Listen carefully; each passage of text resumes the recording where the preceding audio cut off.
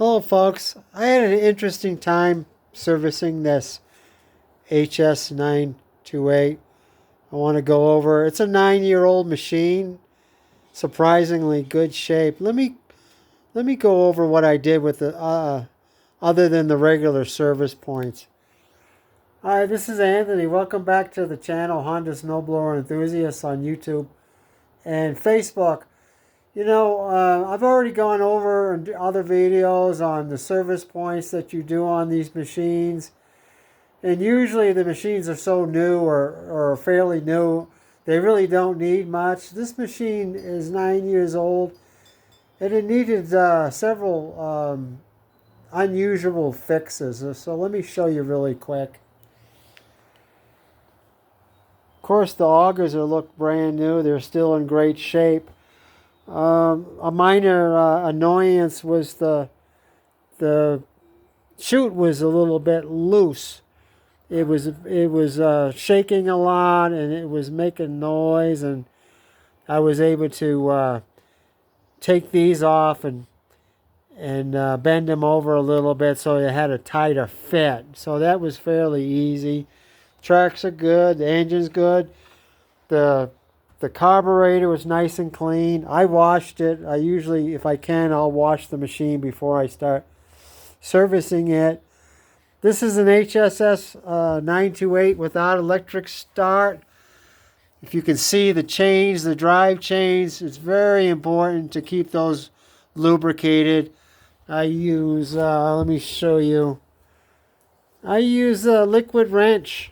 Chain and cable lube. There's a lot of good cable lubes you can use, but this is what I use because they don't Jesse James you at the checkout. I mean, it's a reasonable price. They're not going to rob you, and it works fine for the cables too. If you have to pull the boots, and spray some cable lube down here. Now, one of the unusual things that I never seen before is this is called your free lock. It looks like a shock, and this is what keeps this is how you adjust your height adjustment on your bucket. It works on a thumb control up here. And what was happening this owner's machine is that it wasn't staying in place. You lift it up and it would just fall back. Wherever you put it, it would just go back, to the floor, to go back to the pavement. So it was something that had to be addressed here. Now I was lucky in this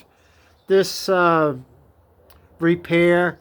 There's a cable that can be adjusted, but what I saw was this lockdown nut was loose. And this shaft had not backed out, but I guess it had gone in, so it was shorter, and it wasn't locking in the place.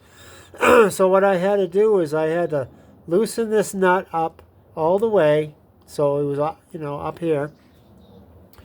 Then I had to remove the pin, the cotter pin, and pull the pin that holds the free lock out.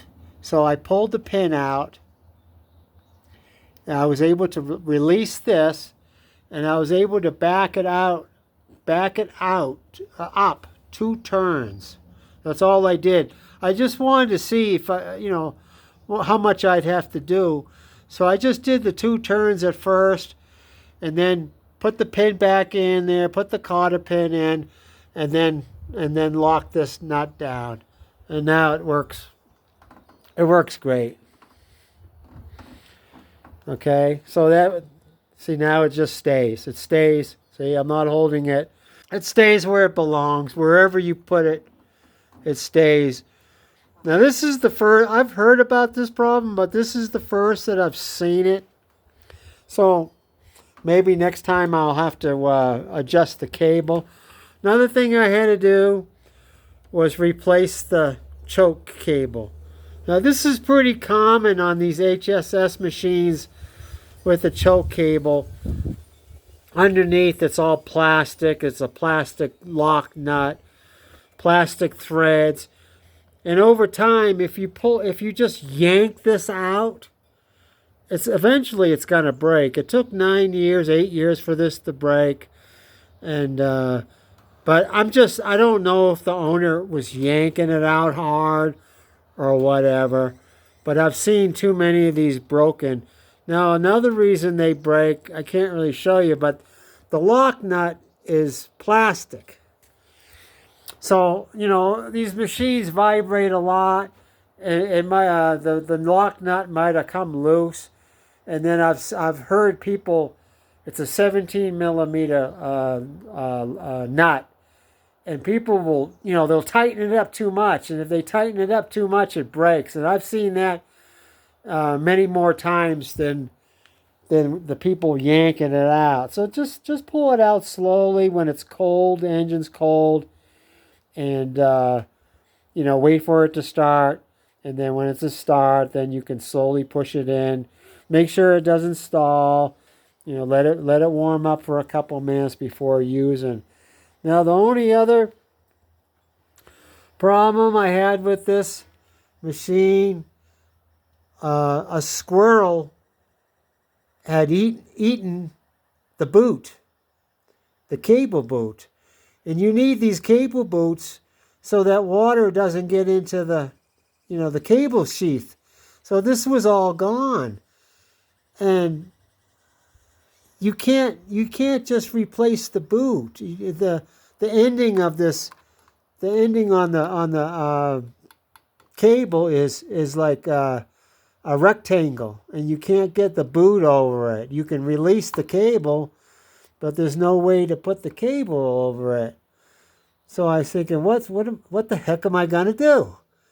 So what I ended up doing is I bought a boot, and then I took a razor blade and I opened it up. I slit it, you know, from ear to ear, and then I put it back on, and then I used some really, really good silicone rubber cement to cement it. And then I used some small ties on either end to hold it together. Waited a couple days for it to dry, a day and a half. And now this boot is on there really well. It's going to keep out the water. I didn't want to change the cable, folks. The cable on this machine is $44 plus tax. I didn't want to, you know, spend $50 for this guy just to get the boot. You know, the boot was like, you know, $8 or $9 or whatever, and I was able to do that. Now it should stay. It's on there nice and good, nice and well now. It's going to keep the water out. So $10 is better than, you know, almost 50. And all that extra time changing this cable out. There's nothing wrong with the cable. So this is what I did, folks, on this service, on this HSS928. You know, change the oil plug, check the belts, you know, fully inspected the machine. It starts right up. Everything works as it should. So now the owner, it was just serviced. So it's ready to go. So it's all ready for the winter. So thanks for watching, folks.